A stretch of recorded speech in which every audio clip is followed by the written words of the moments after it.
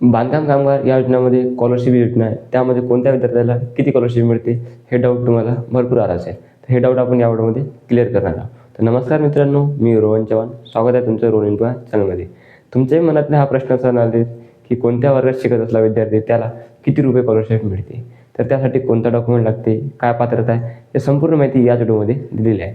तर व्हिडिओला शेवटपर्यंत बघा. व्हिडिओ आवडला तर व्हिडिओला लाईक, शेअर, चॅनलला सबस्क्राईब करा. अशाच नवनवीन व्हिडिओ आपण बघत राहू. तर आता आपण व्हिडिओला सुरुवात करूया. शिक्षणासाठी कोणते कोणते योजना लागते जे मदत मिळू शकते ते तुम्हाला देऊ शकते. तर आपण बघूया. पहिली जी स्कीम आहे ते कोणती आहे. पहिली योजना बघा, जर तुमचा विद्यार्थी इयत्ता 1ली ते 7वी या वर्गात शिकत असेल तर त्याला प्रतिवर्ष 2,500 रुपये मिळते. जर तुमचा पण मुलगा मुलगी जर 1ली ते 7वी या वर्गात असेल तर त्याला 2,500 रुपये प्रतिवर्ष मिळते. त्यानंतर जर इयत्ता 8वी ते 10वीच्या वर्गात असेल तर त्याला 5,000 रुपये प्रतिवर्ष मिळते. तर त्यासाठी जे हे आहे काम, ते डॉक्युमेंट आहे ते फक्त एकच महत्त्वाचे आहे, ते आहे 75% पेक्षा जास्त हजेरी उपस्थित राहणं. ते दाखला तुम्हाला शाळेकडून आणून अपलोड करावं लागेल. त्यानंतर जे सेकंड आहे, जे याची स्कीम ती आहे, इयत्ता 10वी व 12वीमध्ये किमान 50% किंवा अधिक गुण प्राप्त झाल्यास 10,000 रुपयाचं बक्षीस तुम्हाला देण्यात येईल. त्यासाठी जे आवश्यक कागदपत्रे आहेत ते बघूया आपण. त्यासाठी फक्त एकच आवश्यक कागदपत्रे आहे, ते आहे 50% पेक्षा जास्त जे मार्कशीट मिळते आपल्याला ते तुम्हाला अपलोड करावी लागणार. हे बक्षीस मिळते तुम्हाला जर तुमच्या पण 10वी या 12वीतनी जर 50% पेक्षा जास्त जर मार्क पडले असेल तर हे तुम्ही कधी पण घेऊ शकता. 10,000 रुपये तुम्हाला मिळते. त्यानंतर जे तिसरं आहे तिथं बघा, इयत्ता 11वी व 12वीच्या शिक्षणासाठी प्रतिवर्ष 10,000 रुपये मिळते. जर तुमचा मुलगा मुलगी जर 11वी या 12वी या वर्गात शिकत असेल तर त्याला 10,000 रुपयाचा स्कॉलरशिप वार्षिक मिळते. त्यानंतर थर्ड आहे, म्हणजे चौथंवाला आहे, ते आहे पदवी अभ्यासक्रमाकरिता प्रतिवर्ष 20,000 रुपये स्कॉलरशिप मिळते. पण ते नोंदणी कामगाराच्या पत्नीसही लागू. म्हणजे जर त्यांची पत्नी जर शिकत असेल, जे बांधकाम कामगार जो माणूस आहे त्यांची पत्नीला पण हे स्कीम लागू आहे जर पदवीसाठी अभ्यासक्रम घेत असेल तर. त्यासाठी आवश्यक कागदपत्र बघूया आपण.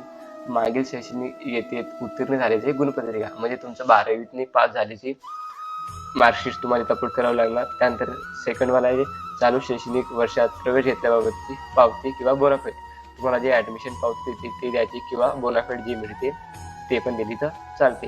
तर तुम्हाला 20,000 रुपये स्कॉलरशिप मिळते. जर तुम्ही first year, second year, third इयरला असाल कोणत्याही वर्षात तुम्हाला 20,000 रुपयाची स्कॉलरशिप मिळते. त्यानंतर पाचवा येत आहे, वैद्यकीय पदवीकरिता प्रतिवर्ष 1,00,000 रुपये. जर तुम्ही वैद्यकीय जसं नर्सिंग वगैरे जे आहे तेच आहे बहुतेक वाटते, वैद्यकीय जर पदवीकरिता शिक्षण घेत असाल तुम्हाला प्रतिवर्ष 1,00,000 रुपयाची स्कॉलरशिप मिळते. त्यानंतर सेकंडवाला आहे जे आहे त्याच्यातनीच अभियांत्रिकी पदवीकरिता प्रतिवर्ष 60,000 रुपये मिळते. जर तुम्ही इंजिनिअरिंग वगैरे करत असाल तर त्याला 60,000 रुपयाची स्कॉलरशिप मिळते. त्यासाठी डॉक्युमेंट बघूया आपण.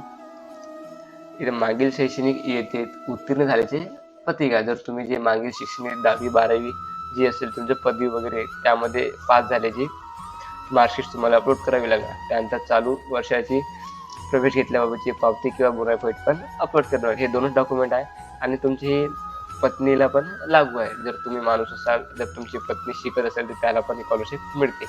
तर इथं बघा, आता सहावं आहे, तर शासन मान्य पदवीसाठी प्रतिवर्ष 20,000 रुपये देण्यात येत आहे. त्यानंतर त्यामध्येच दुसरं आहे, शासन मान्य पदवीसाठी 25,000 रुपये देत आहे. तर यासाठी डॉक्युमेंट बघा आपण. म्हणजे शासन मान्यमध्ये जे तुम्ही फर्स्ट इयर, सेकंड इयर शिकत असाल शासन मान्यमध्ये तर त्याला 20,000 रुपये प्रतिवर्ष स्कॉलरशिप देण्यात येत आहे.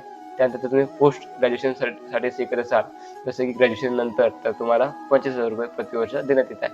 तर त्यासाठी डॉक्युमेंट बघा, मागील वर्षातनीच पास झाल्याची गुणपत्रिका म्हणजे मार्कशीट तुम्हाला अपलोड करावी लागणार. त्यामध्ये सेकंड डॉक्युमेंट आहे चालू वर्षाचा बोनाफाईड किंवा पावती हे तुम्हाला अपलोड करावी लागणार. त्यानंतर बघा इथं 7 नंबरचं, नोंदणी बांधकाम कामगाराच्या 2 मुलांना MSc शिक्षणासाठी शुल्कासहची प्रतिपूर्ती. म्हणजे तुमचा मुलगा मुलगी 2 जे आहे त्याला MSCITचे पण पैसे इथं मिळणार आहे. जे डॉक्युमेंट आहे, जे फॉर्म जिथे तुम्ही भरता तिथे जाऊन विचारून घ्या. इथे दिलेलं आहे तेच आहे, फक्त MSCIT उत्तीर्ण झालेले प्रमाणपत्र व शुल्काची पावती आणि MSCIT प्रमाणपत्र झालेले ते द्यायचे आहे. बाकीचं काय लागते जिथे तुम्ही फॉर्म भरतात ते द्या. जास्त काही लागत नाही, फक्त तुमची रिन्युअलची पावती लागते. जर तुम्ही चॅनलवर नवीन असाल तर चॅनलला लाईक, सबस्क्राईब आणि बेल आयकॉनला प्रेस करून घ्या.